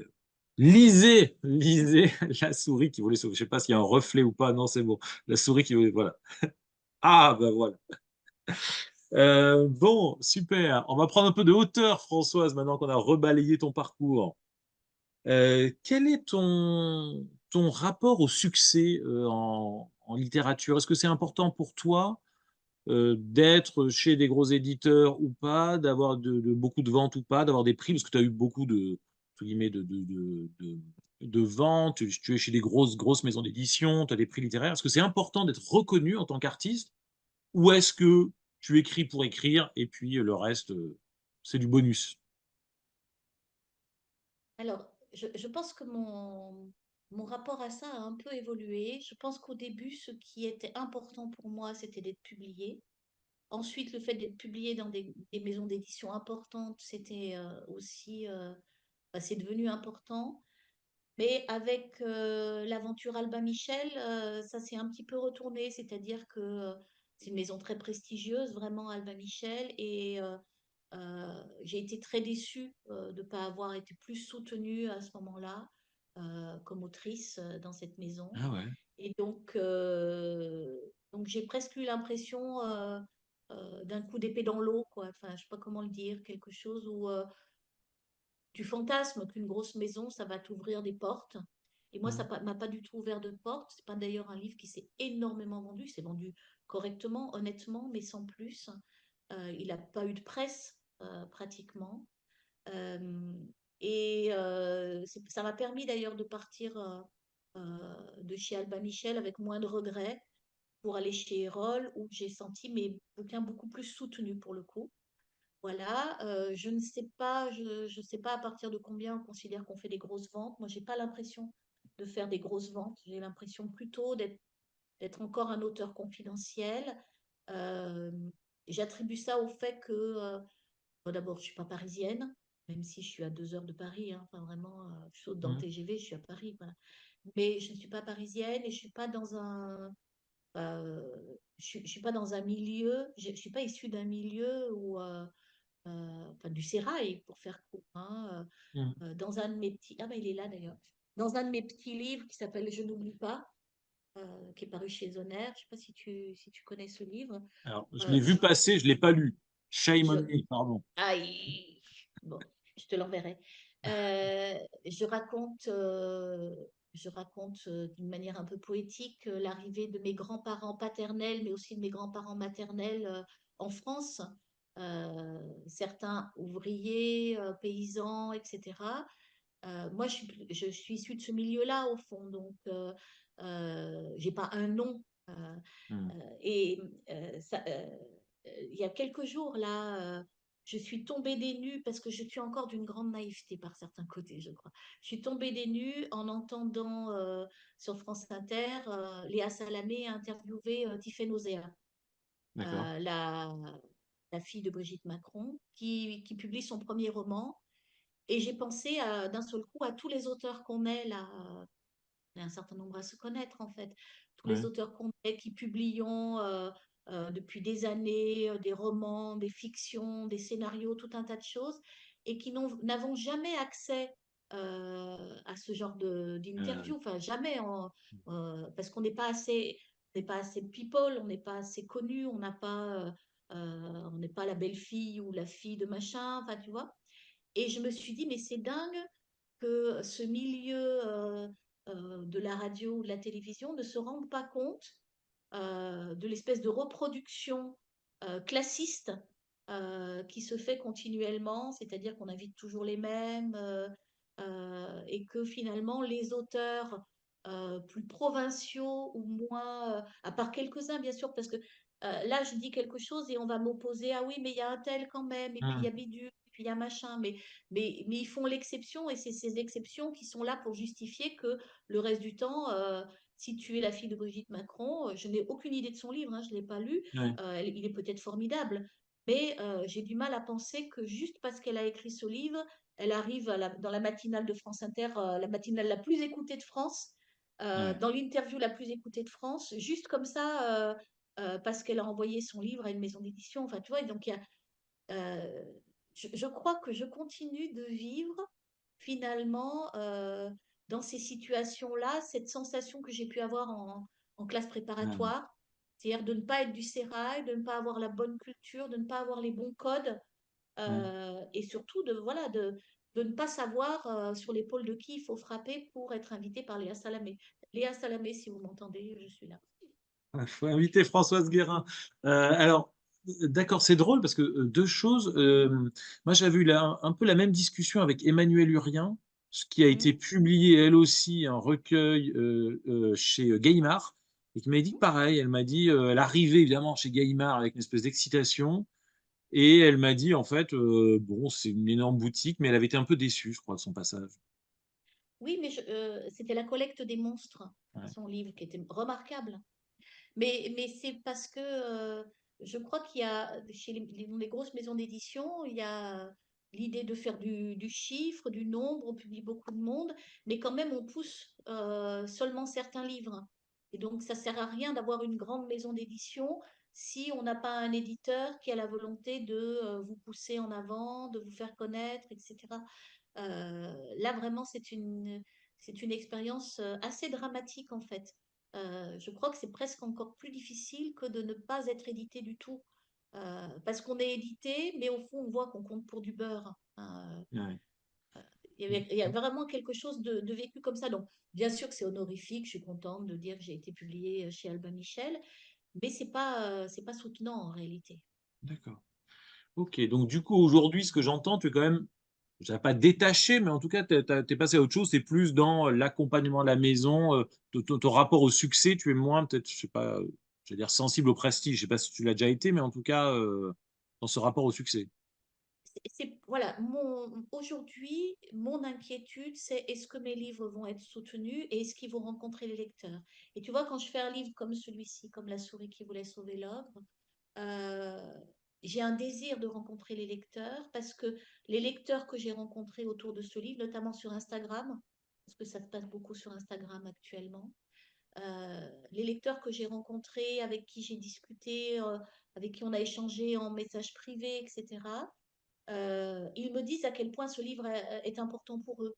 Ils me disent, donc, une lectrice par exemple qui traversait un deuil au moment où elle a lu ce livre et elle m'a dit des choses très importantes sur ce que ce livre lui avait apporté dans son deuil, par exemple, ce que ça lui avait permis de penser, comment ça l'avait Ah ouais, apaisé. Enfin, donc pour moi, mes livres, ouais, c'est des choses importantes. Là, j'ai passé 2 ans à travailler sur celui-ci. Donc, je sais pas comment dire, je sors les griffes ouais, si ce livre est cantonné.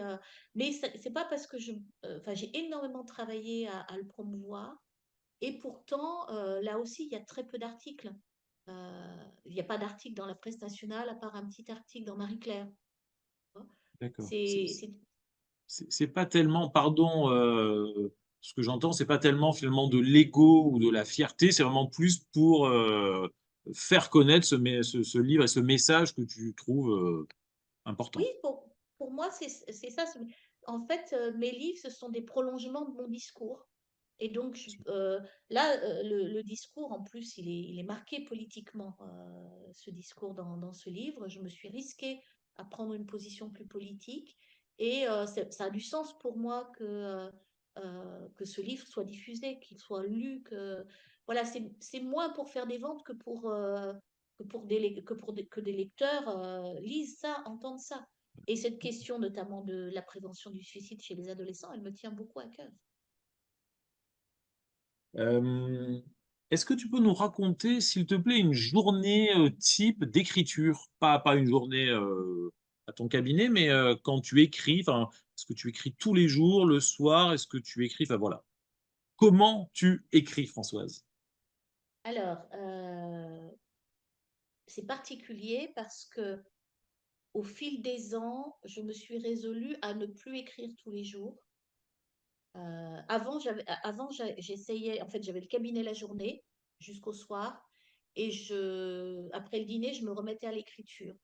Et là, le cabinet est tellement lourd, les histoires qu'on accueille dans un cabinet, c'est pas rien en fait, hein.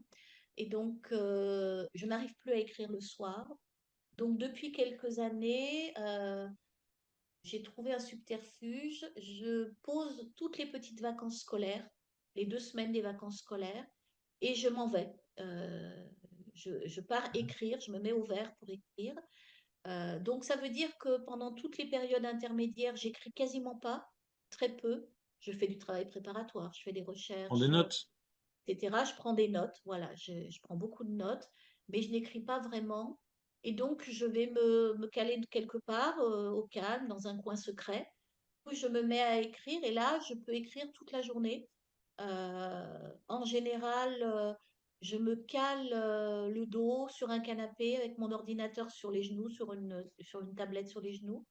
Et Ah oui, je vais écrire comme ça, au kilomètre. Mais ça, c'est quand le texte vient tout seul. Et ouais, très souvent, pour amorcer le texte, il faut que j'aille marcher. Donc, j'ai une espèce de rituel de déambulation. Donc, quand c'est à Lyon, je vais marcher sur le long des quais du Rhône avec mon carnet et j'écris en marchant. Donc, alors, pour la petite histoire, ce ne sont pas des beaux carnets sur lesquels j'écris. J'en ai pas là sous la main, mais d'habitude, j'en ai toujours. J'écris sur des vieux agendas que j'ai achetés. J'ai acheté un jour un stock d'agendas périmés, ok. euh, tu sais, les agendas pour les lycéens. J'ai acheté Ouais. tout un stock et donc c'est du papier qui est voué à la poubelle au fond, hein. Ça n'a plus aucune valeur, mais ça me permet du coup d'écrire comme ça au kilomètre en marchant. Donc j'écris en marchant avec mon truc C'est dans la drôle ça. main, le Ok. long du Rhône, ce qui me vient, comme ça me vient, j'écris comme ça au kilomètre. Et puis ensuite je rentre et je commence à taper ça et en général ça amorce l'écriture du chapitre. Voilà. Parfois, j'ai pas besoin de ça, c'est-à-dire quand je suis vraiment bien rentrée dans le bouquin, bien installée dans l'histoire. Je n'ai plus du tout besoin de ce subterfuge, donc ça, je peux écrire, écrire, écrire.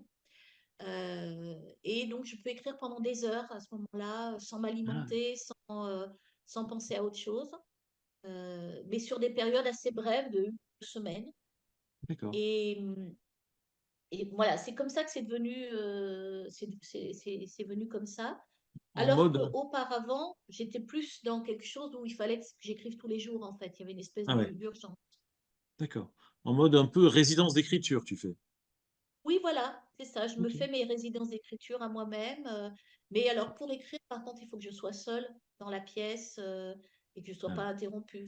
Voilà, donc j'ai besoin de beaucoup de temps devant moi, d'être seule et de savoir qu'il n'y a personne dans la maison. Ah ouais. Euh, voilà, sinon, je ne peux pas. Et puis, savoir que j'ai quelque chose de prévu à telle heure, ça m'empêche d'écrire. Ah Ouais, il ouais. faut que je sache que la journée va se dérouler et que j'ai pas un rendez-vous. Parce que si j'ai un rendez-vous à 16 heures, en fait, ça va m'occuper l'esprit, ça va Ah ouais. m'empêcher D'accord. de me lâcher dans le livre. Ok.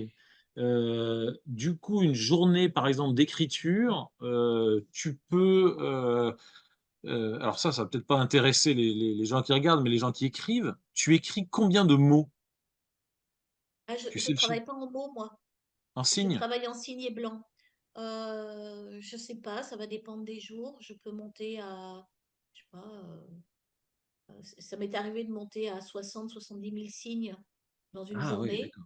Ok. Et d'autres jours, je vais écrire un seul chapitre. Ouais. de 2, 3 pages qui va m'occuper énormément selon comment il faut La ciseler, selon la difficulté. voilà. Donc c'est très inégal. Il peut y D'accord. avoir des journées où j'avance énormément euh, et puis d'autres pas du tout, très peu. Il peut aussi y avoir des journées où je construis, même si je ne construis jamais de façon très officielle. C'est des journées où je n'écris pas vraiment, mais où je pense à comment ça va se dérouler, où je pense à tel personnage, qui il est Ah ouais. vraiment, etc. J'ai besoin, quand je choisis des personnages, de leur construire une histoire, un passé, un futur, des Hmm. liens avec d'autres, une logique interne, etc. Donc ça, c'est pas de l'écriture proprement dite, c'est-à-dire que ça se voit pas en nombre de signes Hmm. qui avancent sur l'ordinateur, mais c'est très important. Et puis, je Ah, c'est dirais que chouette ça. d'un livre à l'autre, je fonctionne pas toujours de la même manière. D'accord. Ah, c'est chouette, tu vois, c'est marrant, j'ai eu à peu près les mêmes discussions avec mes enfants là récemment parce que je me suis lancé dans un roman. Alors maintenant, j'ai changé ma façon de travailler. Moi, j'ai acheté des grandes feuilles A3, j'en ai scotché 4 et donc j'ai découpé, j'ai fait une espèce de enfin, je le montre pas parce que je suis un peu, voilà, superstitieux, mais une espèce de grande trame, le les implications du roman et tout. Et j'ai passé vraiment pas mal de semaines, voire de mois à préparer tout ça et tous les soirs, je disais à mes enfants, «Bah, j'ai vachement bien écrit et tout». Ils me disaient: «Alors combien de mots? Combien de» je leur disais: «Mais rien, rien, pas un mot, mais c'est pas grave, ça avance, vous n'imaginez pas, ce qui est en train de se mettre en place, ça va être génial». Mais donc Et donc ça me parle beaucoup, ça. Sauf que moi, je ne peux pas faire des trames préparatoires comme ça. ah oui, Enfin, je ne peux pas. Je sais faire ça, c'est pas la question. Mais l'expérience que j'ai faite, c'est que chaque fois que je fais une trame préparatoire trop construite, je n'ai plus du tout de désir d'écrire. C'est-à-dire d'accord, que ça me pousse à abandonner le livre, en fait. Donc, mon travail préparatoire, il est beaucoup plus brouillon que ça. Mais j'ai fait moi aussi, voilà, avec des grandes feuilles. J'avais des grands cahiers avec des grandes feuilles à 3. J'ai fait aussi des plans, des choses comme ça. Mais ça me coupe le désir d'écrire. Donc, d'accord, j'abandonne. Donc, j'ai comme ça un certain nombre de futurs, ex-futurs romans qui sont tombés à l'eau comme ça. Donc, maintenant, je fais très attention de ne pas faire ça. Mais en revanche, je peux écrire là aussi sur des petites feuilles comme ça, ah oui, sur des...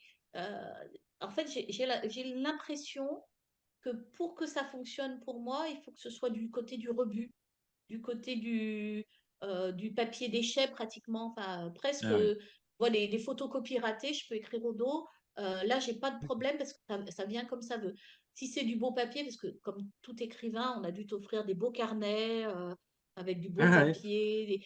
Moi, alors, je suis incapable d'écrire sur ces carnets-là. Ils sont très beaux, je les garde. J'en fais collection presque, mais j'écris sur des vieilleries.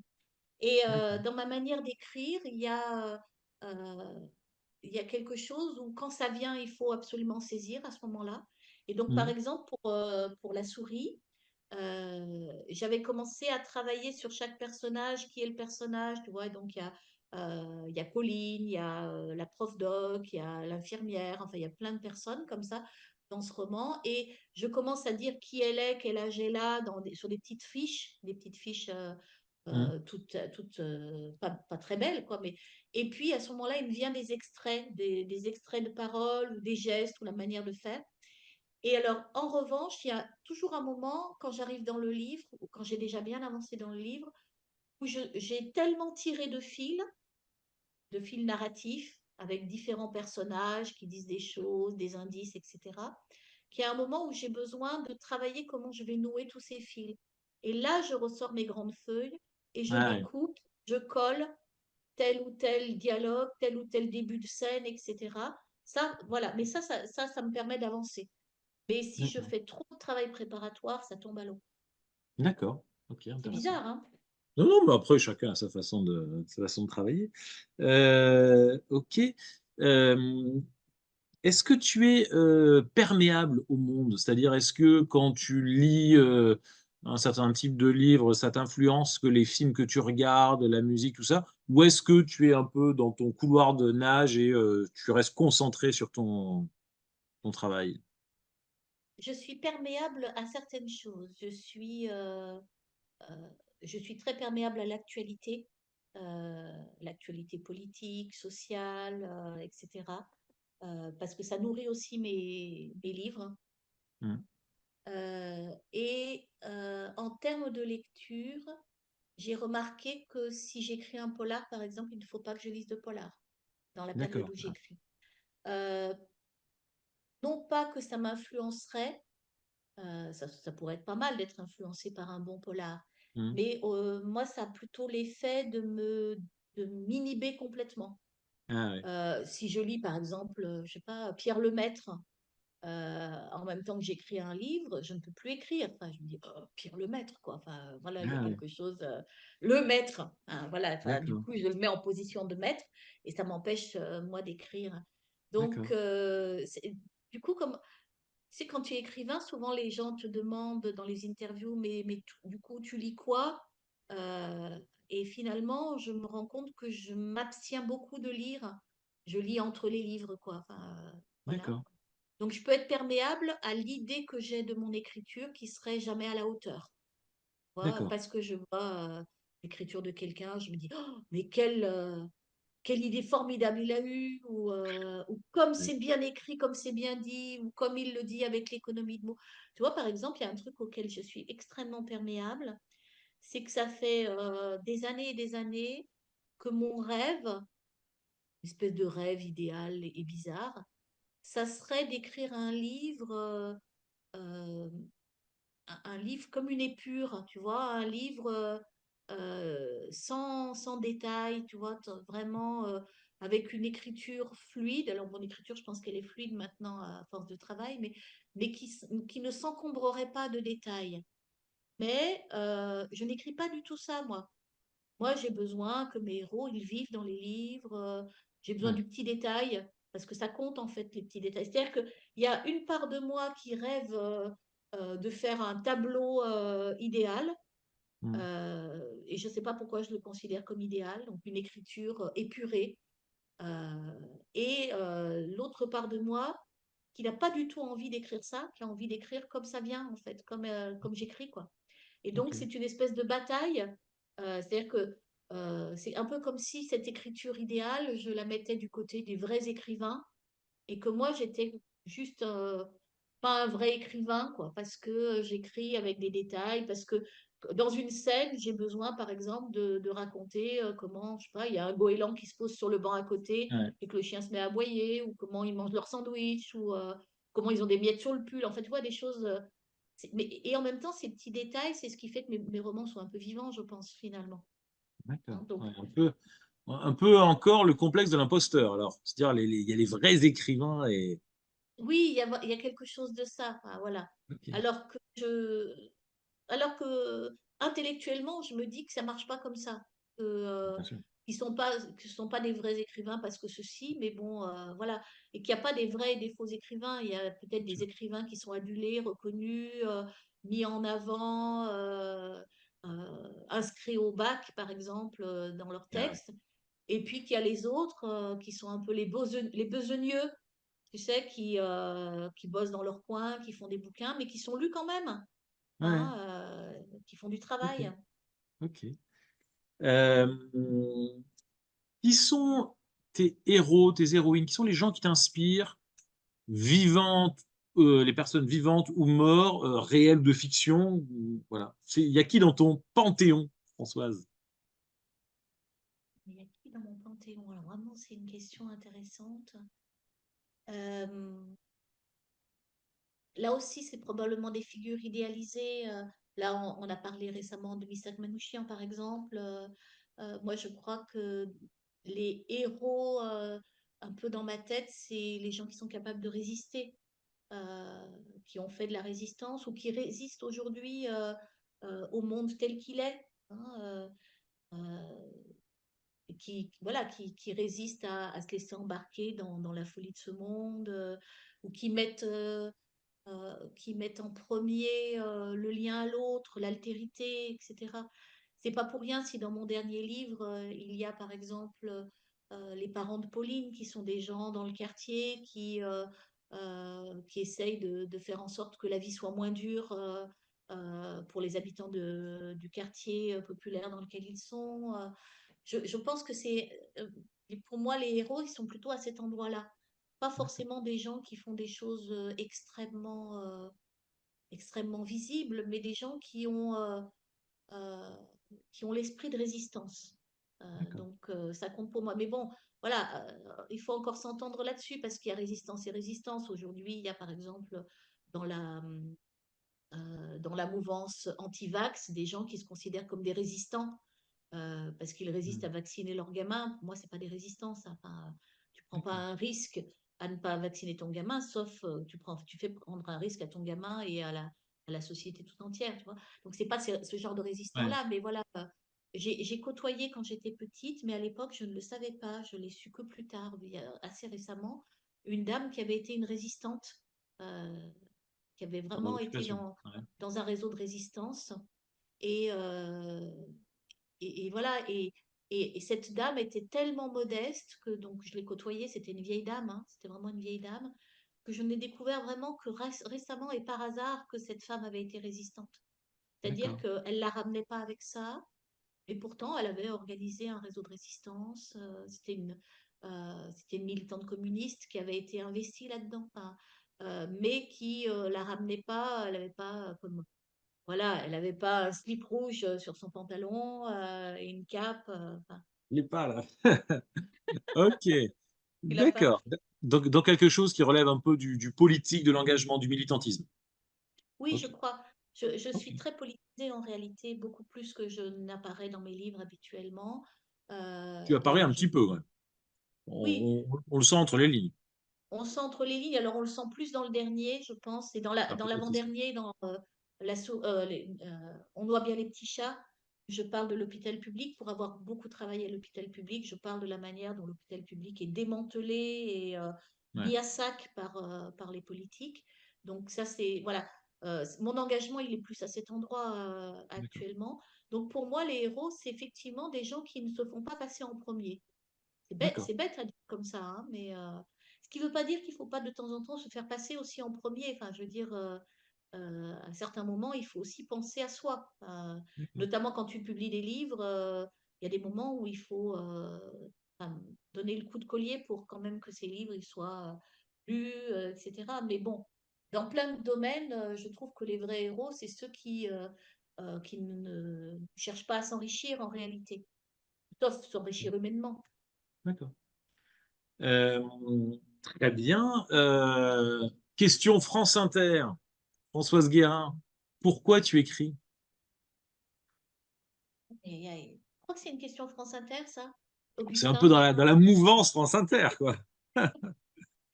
Ouais, bon, je suis une auditrice de France Inter invétérée, même si petit à petit je commence à m'en détacher. Mais alors, pourquoi j'écris? Ben, d'abord parce que je ne sais pas faire autrement, parce que ça pulse, hein, c'est du côté de la pulsion en fait, l'écriture, parce que ça m'habite, parce que probablement que ça m'a sauvé la vie plus d'une fois, que ça m'a permis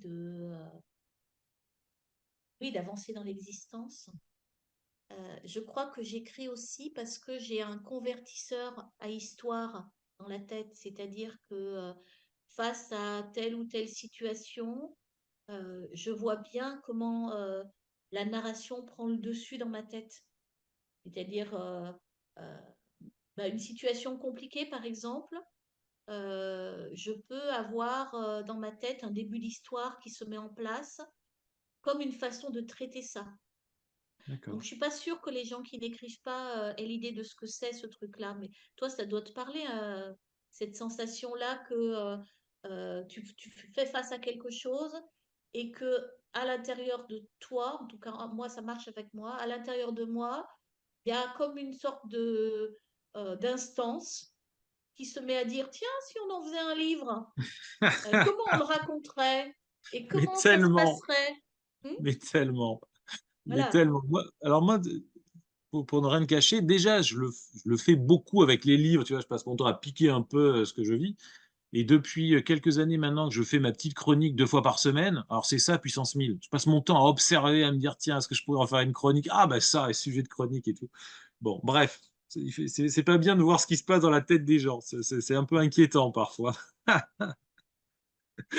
En Bon, tout cas, voilà, moi, j'ai appris à vivre avec ça et j'ai appris à faire avec ce phénomène-là euh, qui est à chaque fois comme, je dirais, c'est comme de se soulever un petit peu de la chose que tu es en train de vivre Ouais, pour faire un tour sur toi-même et dire, ah ouais, donc là, en fait, je suis en train de vivre une histoire, quoi. ouais, Sauf que, évidemment, tu la confies à un personnage et tu commences à broder là-dessus euh, et tu commences à écrire. Et moi, c'est pas rare que j'écrive des petites choses là sur mes carnets parce que même si mes phases d'écriture, elles sont maintenant cantonnées aux vacances, j'écris tout le temps sur des petits carnets, sur plein de choses. sûr. Sur mon téléphone, j'écris beaucoup aussi sur mon téléphone. Et bah, il y a un début d'histoire là et que j'ai besoin de l'écrire, ce début d'histoire même si j'ai l'idée que bah, peut-être que j'en ferai rien, en fait. Mais Ouais, quand même, c'est un traitement de la situation, ça me permet de l'observer sous un autre angle, ça me permet d'imaginer des solutions, ça me permet aussi de théoriser ce qui est en train de se passer, ouais, hein, de faire des liens avec les théories psy ou psychanalytiques. Et donc, c'est intéressant. Et depuis quelque temps, je me sers d'Instagram aussi pour ça. C'est-à-dire que je d'accord. publie des petits textes, soit des textes d'une page, soit des textes, tu sais, des publications de 10 petites pages. Et, ça me fait beaucoup de bien de pouvoir faire ça parce que j'ai un endroit pour diffuser ces petits textes-là qui peut-être un jour seront rassemblés dans quelque chose, je ne sais pas encore. Mais voilà, enfin, c'est intéressant aussi de voir toutes les sortes d'écritures qu'on peut Ouais, avoir maintenant. d'accord. Ouais, ça te... Ok. Ça, c'est... Ok, c'est un besoin. Alors, dernière question. On a été long, hein, Françoise. On avait prévu 1 heure, tu vois. Écoute, Je t'avais on se, prévenu que j'étais une bavarde. on se lâche. C'est très bien. Ça me fait plaisir. Dernière question. Si tu rencontrais la petite Françoise, enfant, allez, on va dire, c'est entre 7, 8, 9 ans dans ces eaux-là, qu'est-ce que tu lui dirais avec le recul que tu as maintenant? Alors, je lui dirais qu'il faut s'accrocher, voilà, euh, que probablement un jour elle comprendra ce qu'elle vit, qu'elle aura l'espace pour comprendre, euh, qu'elle a le droit d'écrire, qu'elle a le droit d'inventer, qu'elle a le droit de se glisser là-dedans, qu'il ne faut pas écouter les gens qui disent que avoir des ambitions, c'est pas bien, parce que moi j'ai pu entendre que oui, voilà, enfin, tu seras écrivain, tu parles, enfin, voilà, des choses comme ça, enfin, Ouais. c'est-à-dire des choses qui piétinent le désir, bon, hein, qui piétinent les rêves d'un enfant. Et je lui dirais que elle a bien raison d'investir l'école et d'investir les copines et les copains, et surtout les copines, euh, parce que c'est ça qui fait grandir en fait. C'est pas de rester confiné dans sa famille, c'est d'aller dans le monde et voir du côté du savoir, d'aller voir du côté des livres, d'aller voir du côté des copains et copines, et que au fond, et puis qu'elle n'hésite pas à s'engager. Pour le coup, c'est un endroit où j'ai pas hésité. Moi. Ouais. Je me suis beaucoup engagée très tôt dans plein de choses. J'étais partout à la fois et on me renvoyait beaucoup que oui, mais enfin, c'était pas comme ça que j'allais réussir mes études, quoi. J'étais une bonne Ah élève, ouais. hein. Mais j'étais engagée dans plein de choses à un moment donné, à l'adolescence. Je faisais énormément de choses en dehors du lycée et je n'ai rien regretté de ça parce que ça m'a beaucoup nourrie, beaucoup construite, beaucoup, et que ça me sert encore aujourd'hui. Hein. Tout ce que j'ai fait comme bénévole à l'adolescence, par exemple, ça me sert encore aujourd'hui dans mon travail de psy, par exemple, mais aussi dans l'écriture. Donc voilà, je lui dirais de s'accrocher. Je lui dirais de prendre soin de ses rêves. C'est le thème. Comment est-ce qu'on pourrait mieux boucler cette interview? Françoise, merci beaucoup. Mais merci, Euh, Axel. je suis ravi, c'était passionnant, hein. J'ai vraiment passé, tu vois, quasiment 1 heure et demie. C'était génial. Merci de ta 1 heure et demie. sincérité. Tu te rends compte? Ben ouais, Ah oui, quasiment. ouais, c'est facile de parler avec toi, en fait. Eh ben, tu vois, c'était agréable. Merci beaucoup, Françoise. Petit moment promo. Où est-ce qu'il est? La souris qui voulait sauver l'ogre. C'est formidable. Les nouvelles. Alors, le vôtre, il ne sera pas dédicacé. Vous n'avez pas de bol. Et c'est comme ça. Il fallait être à l'emballe en 2009. Le, Pour la venir me voir dans un festival. Voilà, maternité aussi est dédicacée. Voilà, n'hésitez pas à lire les bouquins de Françoise qui sont formidables. Merci beaucoup. Je te laisse le mot de la fin. Tu sais ce qu'on dit pour conclure la chronique?